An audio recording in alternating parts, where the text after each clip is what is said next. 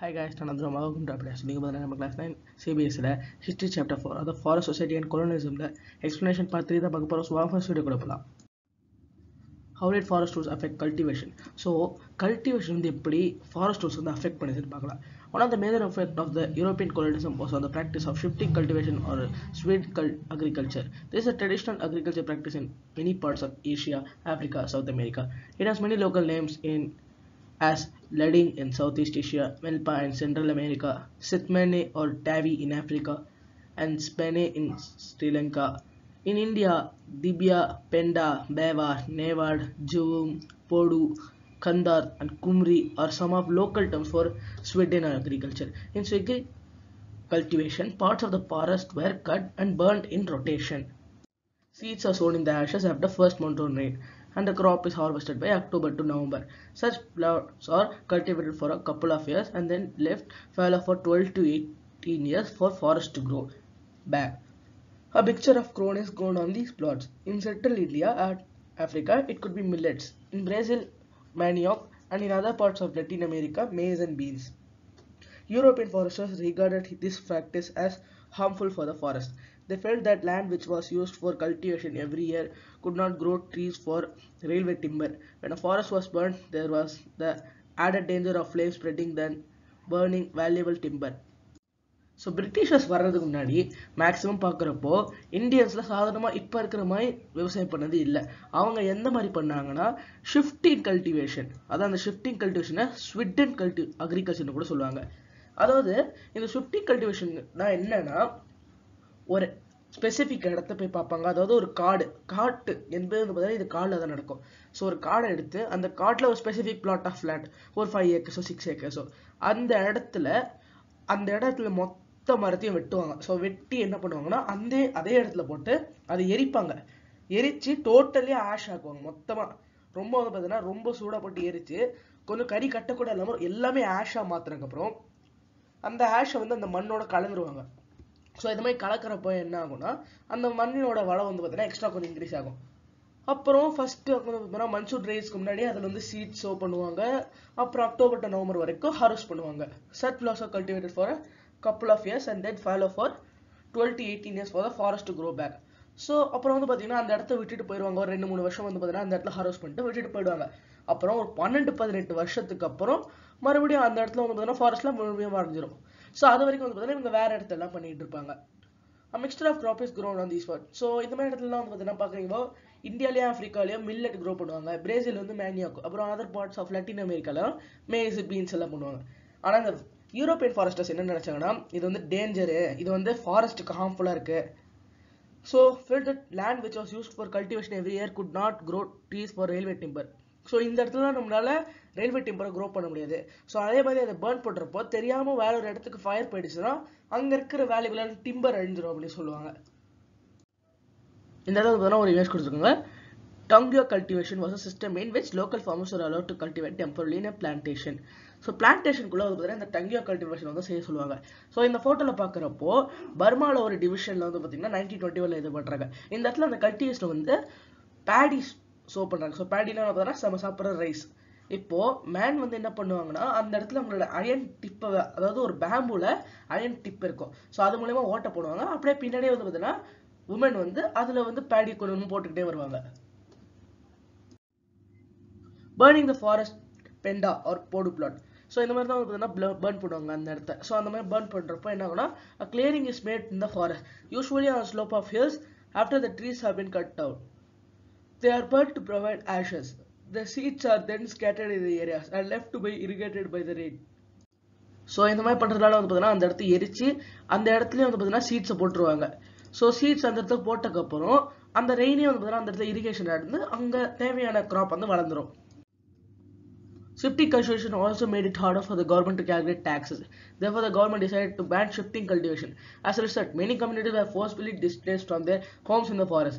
Some had to change occupation, while some resisted through small and large rebellions. So shifting cultivation மூலமா கவர்மெண்ட்டோட taxes கூட சரியாக calculate பண்ண முடியல. இவங்க டக்குனு ஒரு இடத்துல இருப்பாங்க, அந்த இடத்துல எரிச்சிட்டு இன்னொரு இடத்துக்கு போயிடுவாங்க. அந்த இடத்துல வந்து பார்த்தீங்கன்னா ஒரு 2-3 வருஷம் எடுத்தது மறுபடியும் வேற ஒரு இடத்துக்கு போயிடுவாங்க. இந்த மாதிரி அவங்க பார்த்து புதுசு புதுசாக இடத்துல வந்து பார்த்தீங்கன்னா பண்ணிக்கிட்டே இருக்கிறதுனால இவங்க எந்த இடத்துல இருக்காங்க அந்த டாக்ஸஸ் வந்து அவங்களால சரியா கேல்குலேட் பண்ண முடியல. பிரிட்டிஷர்ஸ் இந்தியாவுக்கு வந்த முதல் காரணமே ப்ராஃபிட் பார்க்கறதுக்காக. அவங்க அந்த ப்ராஃபிட் பார்த்தது கொஞ்சம் கொஞ்சமா பிஸ்னஸ்ல இருந்து அப்படியே அந்த கவர்மெண்ட்டுக்கு மாதிரி டாக்ஸஸ்ல ரிலே ஆனது நம்ம எல்லாருக்குமே தெரிஞ்சோம். ஸோ அதே மாதிரி அவங்களுக்கு தேவையானது டாக்ஸ். ஸோ டாக்ஸ் இல்லாத ஒரு விஷயம் அவங்களுக்கு எதுக்கு? ஸோ அதனால கவர்மெண்ட் வந்து இந்த ஷிஃப்டிகேஷனை பேன் பண்ணாங்க. ஸோ அதனால நிறைய பேர் வந்து அவங்களோட வீட்டை விட்டு போகணும்னு சொல்லிட்டு ஃபோர்ஸ் பண்ணாங்க.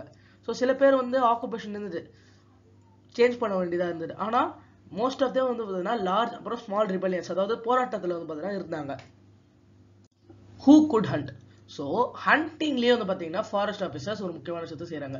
ஸோ யாரெல்லாம் ஹண்ட் பண்ணலாம் அப்படின்னு பார்க்குறப்போ இந்த இடத்துல அவங்க முக்கியமான விஷயம் பண்ணுறாங்க. இப்போ ஃபாரஸ்ட். ஸோ ஃபாரஸ்ட்னு பார்க்குறப்போ முன்னாடி இருந்த இந்தியன்ஸ்லாம், அதாவது அந்த இடத்துல ஃபாரஸ்ட்ல இருந்தால் அவங்கள மேக்ஸிமம் எல்லாமே கிடைக்கும்.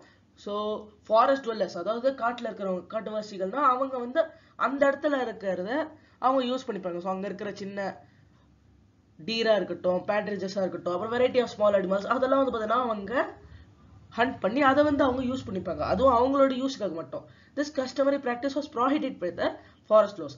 ஸோ அவங்க என்ன சொன்னாங்கன்னா இந்த மாதிரி வந்து நீங்கள் இதெல்லாம் பண்ணக்கூடாது. ஆனால் those who were caught hunting were now punished for poaching. So இவங்களாம் போச்சிங் பண்ணுறாங்க.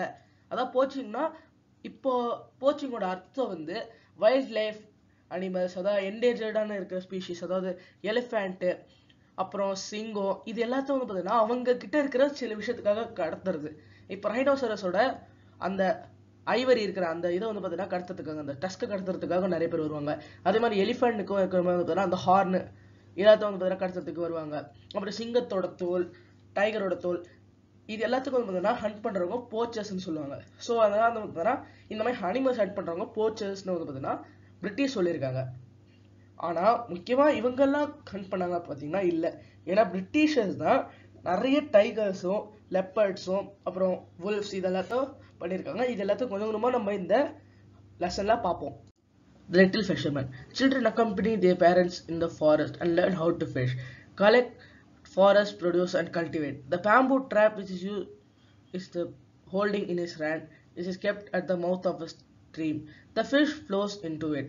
ஸோ இந்த இடத்துல பார்க்குறப்போ லிட்டில் ஃபிஷர்மேன். ஸோ சின்ன பசங்க கூட அந்த டைமில் வந்து பார்த்தீங்கன்னா அந்த இதில் ஹெல்ப்ஃபுல்லாக தான் இருந்திருக்காங்க. அவங்களோட அப்பா அம்மா கூட பேரண்ட்ஸ் கூட வந்து பார்த்தீங்கன்னா எப்படி வந்து ஃபிஷ் பண்ணணும், ஃபாரஸ்ட் ப்ரொடியூஸ் வந்து எப்படி கலெக்ட் பண்ணணும், அப்புறம் கல்டிவேட் பண்ணணும், இது எல்லாமே வந்து பார்த்தீங்கன்னா அவங்க தெரிஞ்சுக்கிட்டு தான் இருக்காங்க. அப்புறம் அந்த பையன் கையில் வச்சிருக்கிற அந்த ஒரு பேம்பூ ட்ராப் வந்து பார்த்தீங்கன்னா ஃபிஷ்ஷை வந்து பிடிக்கிறதுக்காக வந்து பார்த்தீங்கன்னா யூஸ் பண்ணுவாங்க. இப்போ இந்த இடத்துல எப்படி வந்து மக்களை வந்து எதுவுமே பண்ணக்கூடாதுன்னு சொன்னாங்களோ, அதாவது ஸ்மால் அனிமல்ஸை வந்து எதுவும் பண்ணக்கூடாதுன்னு சொன்னாங்களோ, இந்த hunting of big game become a sport. So இதை நீங்கள் பார்த்தாகணும். அதாவது எப்படி வந்து இவங்களாம் எதுவும் பண்ணக்கூடாதுன்னு சொன்னாங்களோ, இந்த ஹண்ட் பண்ணுறவங்க இந்த இந்தியாவுக்கு வந்து ஃபாரஸ்ட் ஜென்ரல்ஸ் எல்லாமே ஹண்ட் பண்ண ஆரம்பிச்சாங்க. ஸோ நீங்கள் பார்த்தீங்கன்னா எப்பவுமே வந்து இந்தியாவில் பல வருஷங்களா பல செஞ்சுரிஸாகவே கோர்ட்டில் வந்து பார்த்தீங்கன்னா அனிமல்ஸோட தோல் இருக்கும். அதாவது அது வைக்கிறப்போ வந்து in India, hunting of tigers and other animals had been part of culture of the court and nobility for centuries. So centuries வந்து அது ஒரு நொபிலிட்டின்னு எடுத்துக்கலாம். ஆனால் இப்போ பார்க்குறப்போ மெனி முகல் ரூலர்ஸ் கூட அந்த என்ஜாய் பண்ணியிருக்காங்க அந்த ஹண்டிங் எல்லாம். ஆனால் கொலோனியல் ரூல்றப்போ இந்த ஹண்டிங் வந்து எந்த அளவுக்கு அதிகமாச்சுன்னா வேரியஸான ஸ்பீஷீஸாக இருந்துச்சு. ஸோ முகல்ஸ் அப்புறம் பண்டைய கால இந்தியன்ஸ் கூட வந்து பார்த்தீங்கன்னா ஹண்ட் பண்ணியிருக்காங்க. ஆனால் அங்கே ஹண்ட் பண்ணது எந்த அளவுக்கு வந்து பார்த்தீங்கன்னா ரொம்ப டீப்பாக போகலை. அதாவது அவங்க தேவையான அளவுக்கு ஒரு ஈகோ ஃப்ரெண்ட்லியாக தான் வந்து ஹண்ட் பண்ணியிருக்காங்க. ஆனால் பிரிட்டிஷர்ஸ் என்ன பண்ணாங்கன்னா கொஞ்சம் கூட பாரபட்சமே பார்க்காம கிட்டத்தட்ட எவ்வளோ முடியுமோ அந்த அளவுக்கு வந்து பார்த்தீங்கன்னா ஹண்ட் பண்ணியிருக்காங்க. Many Mughal rulers painting show how princes and emperors enjoy hunting. But under colonial rule, the scale of hunting increased to such an extent that various species become almost extinct. The British saw large animals as sign of wild, primitive and savage society. So British என்ன நினைக்கிறாங்கன்னா இந்த large அனிமல்ஸ்லாம் wild அப்புறம் primitive அப்புறம் savage இதெல்லாம் இது வந்து நமக்கு தேவையில்லாதது. They believed that by killing the dangerous animals, the British would civilize India. So இந்த மாதிரி டைகர்ஸ் எல்லாம் கொல்றதுனால இந்தியா வந்து சிவிலைஸ் ஆகும்னு அவங்க நினைக்கிறாங்க. அவங்க டைகர்ஸை கொல்றதுக்கெல்லாம் ரிவார்ட் கொடுக்க ஆரம்பிச்சாங்க. அப்புறம் வுல்ஸும் சில டிஃப்ரெண்டான அனிமல்ஸ் கிட்டத்தட்ட பார்க்கறப்போ 80 50,000 tigers, 150,000 leopards, 200,000 wolves வந்து பாத்தீங்கன்னா கிட்டத்தட்ட 1875 இருந்து 1925 வரைக்கும். ஸோ 1875 1925 வரைக்கும் கிட்டத்தட்ட 50 வருஷத்துல இந்த மாதிரி 80,000 புலி, 150,000 leopards, அப்புறம் 200,000 wolves வந்து hunt பண்ணிருக்காங்க. Gradually the tiger came to be seen as sporting trophy. The Maharaja of Sarguja alone shot 1157 tigers and 2000 leopards up to 1957. So இந்த சர்குஜாங்கிற ஒரு இடத்தோட மகாராஜா என்ன பண்ணிருக்காருன்னா அவர் மட்டுமே 1157 டைகர் வந்து பார்த்தீங்கன்னா சுட்டிருக்காரு. ஸோ 2 லெப்பர்டு வந்து பார்த்தீங்கன்னா 2000 லெப்பர்டு வந்து 1957 சுட்டிருக்காரு. A British administrator Gorjula killed 400 tigers. Initially, certain areas of forest were reserved for hunting. Only much later did environmentalists and conservatives began to argue that all these species of animals needed to be protected and not killed. ஆனா எல்லாரும் வந்து பாத்தீங்கன்னா இந்த மாதிரி அதிகமா கொல்றதுனால அவங்களுக்கு வந்து பாத்தீங்கன்னா டவுட் வர ஆரம்பிக்குது. இந்த என்விரான்மெண்டலிஸ்ட் கன்சர்வேஷனிஸ்ட்லாம் நீங்க எப்படி இந்த அளவுக்கு அதிகமா கொல்லலாம், இது வந்து நம்ம ப்ரொடெக்ட் பண்ணணும், கொல்லக்கூடாதுன்னு தான் சொல்றாங்க. இங்க ஒரு இமேஜ் இருக்கு. இந்த இமேஜ்ல பாத்தீங்கன்னா எந்த அளவுக்கு அதிகமா எவ்வளவு டைகர்ஸ் இருக்குன்னு பார்க்கலாம். 1 2 3 4 5 6 7 8. ஸோ 8 டைகரை வந்து பாத்தீங்கன்னா சுட்டிருக்காங்க ஒரு டைம்ல. ஸோ இங்க பாத்தீங்கன்னா இவர் தான் வந்து நிக்கிறார் துப்பாக்கியை வச்சுக்கிட்டு. அப்போ இவர் தான் சுத்தாரான்னு கேட்டீங்கன்னா இல்ல. ஏன்னா இவர் வந்து சுட்டார் தான், வெறும் அந்த புலியை வந்து எய்ம் பண்ணாரு அப்புறம் ஷூட் பண்ணாரு. ஸோ இந்த ட்ராக்கிங்கு அப்புறம் அந்த புலியை பிடிக்கிறது இது எல்லாமே யார் பண்ணதுன்னா அந்த skilled village hunters. So village ஹண்டர்ஸால் தான் வந்து பார்த்தீங்கன்னா அந்த இடத்த கரெக்டாக கணிக்க முடியும். அவங்க வந்து பார்த்தீங்கன்னா ஒரு ஹோல் ஆர்மியை பின்னாடி வந்து கூட்டு போங்க, ஏன்னா ஏதாவது டேஞ்சர் வந்துச்சுன்னா என்ன ஆகுறதுன்னு. ஸோ அந்த மாதிரி கூட்டு போனதுக்கப்புறம் சும்மா வந்து நீங்கள் பார்த்து அங்கே ஒரு புலி இருக்குன்னு சொன்னால் அவங்க அதை ஷூட் பண்ணுவாங்க. அந்த மாதிரி ஒரு வந்து பார்த்தீங்கன்னா ஒரு புலியை கொண்டு வருவாங்க. ஸோ இதனால தான் வந்து பார்த்தீங்கன்னா பார்க்க முடியும் எந்த அளவுக்கு ஈஸியாக வந்து நிறைய புலியை வந்து இவங்க கொண்டு இருக்காங்கன்னு. ஸோ பைகாஸ் இவங்க வந்து பார்த்தீங்கன்னா ஒரு ஃபாரஸ்ட் கம்யூனிட்டி சென்ட்ரல் இந்தியாவில் இருந்திருக்காங்க. இவங்க வந்து பார்த்தீங்கன்னா ஷிஃப்டிங் கல்டிவேஷன் யூஸ் பண்ணிட்டு இருந்திருக்காங்க. ஸோ இதை வந்து ஸ்டாப் பண்ணக்கப்புறம் அவங்க கவர்மெண்ட்டாக பெட்டிஷன் போட்டிருக்காங்க. நாங்கள் டெய்லி வந்து சாப்பாடு சாப்பிடல, எங்ககிட்ட வந்து எந்த சாப்பாடுமே இல்லை, நாங்கள் வச்சிருக்க ஒரே ஒரு வெல்த்னா ஒரே ஒரு சுத்துனா அது எங்களோட ஆக்ஸ் மட்டும் தான், எங்கள் கோடாடி மட்டும்தான், எங்ககிட்ட எந்த க்ளோத்ஸுமே இல்லை, ஆனால் கோல்டான நைட்ஸ் எல்லாம் நாங்கள் கவர் பண்ணுறோம். we are now dying for want of food. So எங்ககிட்ட இப்போ கொஞ்சம் கூட வந்து சாப்பிட்றதுக்கு எதுவுமே we cannot go elsewhere. What fault have we done that the government does not care of us? So நாங்கள் என்ன தப்பு பண்ணோம், அப்போ ஏன் அந்த கவர்மெண்ட் தான் எங்கள் கேர் பண்ண மாட்டேங்குது. prisoners are supplied with ample food in jail. So prisoners-லாம் வந்து பார்த்தீங்கன்னா ஒரு ample ஃபுட்டாக கொடுக்குறாங்க. ஆனால் இந்த இடத்துல cultivator of grass is not deprived of his holding. ஆனால் நாங்கள் தான் அந்த இதையே பண்ணுறோம், ஆனால் எங்களுக்கு எதுவுமே கிடைக்க மாட்டேங்குது. But the government does not give us our rights who have lived here for generation of past. நாங்கள்லாம் இந்த இடத்துல பல ஜென்ரேஷனாக இருக்கோம், எங்களுக்கு ஏன் வந்து இவங்க இந்த மாதிரி சொல்கிறாங்க அப்படிங்கிற மாதிரி வந்து பார்த்தீங்கன்னா அவங்க பெட்டிஷன் பண்ணியிருக்காங்க கவர்மெண்ட்டுக்கு. New trade, new employment, new services. என்னதான் இந்த ஃபாரஸ்ட் லாஸால் நிறைய பேர் வந்து பாதிக்கப்பட்டாலும் நிறைய பேர் வந்து இதால் பெனிஃபிட் ஆகிருக்குங்க. ஸோ இதனால் வந்து பார்த்தீங்கன்னா அவங்களுக்கு புது ஆப்பர்ச்சுனிட்டிஸ்லாம் கிடச்சிருக்கு. ஸோ அதனால் புது ட்ரேடில் வந்து அவங்க வெளியே வந்திருக்காங்க. ஸோ நிறைய கம்யூனிட்டிஸில் அவங்க ட்ரெடிஷ்னலாக பண்ண ஆக்குபேஷனை விட்டுட்டு ஃபாரஸ்ட் ப்ராடக்ட்ஸில் வந்து பார்த்தீங்கன்னா ட்ரேட் பண்ண ஆரம்பிச்சிட்டாங்க. This not only happen in India but across the whole world. So whole வேர்ல்ட்லேயே வந்து பார்த்தீங்கன்னா இது நடக்க ஆரம்பிச்சு, இந்தியாவில் மட்டும் இல்லை. ஃபார் எக்ஸாம்பிளுக்கு பார்த்தீங்கன்னா with growing demand for rubber in mid-90s century. So mid-90s century ரப்பரோட தேவை தான் அதிகமாச்சு. ஸோ அதனால் இந்த முந்துருக்கு people of Brazilian Amazon. So இவங்க வந்து பார்த்தீங்கன்னா ஃபஸ்ட்டு மேன்யூவாக் தான் வந்து பார்த்தீங்கன்னா கல்டிவேட் பண்ணியிருந்தாங்க. ஆனால் இந்த மாதிரி இந்த ரப்பர் அதிகமாக கிடைக்குன்னு தெரிஞ்சதும் ரப்பரோட டிமாண்ட் அதிகமானதுனால இவங்க ரப்பர் வந்து பார்த்தீங்கன்னா விற்க ஆரம்பிச்சிட்டாங்க. ஸோ அதனால டோட்டலி ரப்பர்லேயே டிபெண்ட் ஆகிட்டாங்க. அப்போ அதுவே பார்க்குறப்ப இந்தியாவில் நமக்கு வந்து இது ஒன்றும் புதுசு இல்லை. ஏன்னா மிடிவல் பீரியட்ல இருந்தே ஆதிவாசி கம்யூனிட்டிஸ்லாம் எலிஃபேண்ட், அப்புறம் அவங்களோட goods like hide, horn, silk, cocoons, ivory, bamboo species, fibres, grasses, கம்மி, அப்புறம் resin through nomadic communities like Banjara. So இது எல்லாமே வந்து பார்த்தீங்கன்னா அவங்க விற்க ஆரம்பிச்சு முன்னாடியே விற்றுருக்காங்க. With the coming of British, however, the trade was completely regulated by the government. The British government gave many large European traders the sole right to trade in the forest products of particular areas. Grazing and hunting by local people were restricted.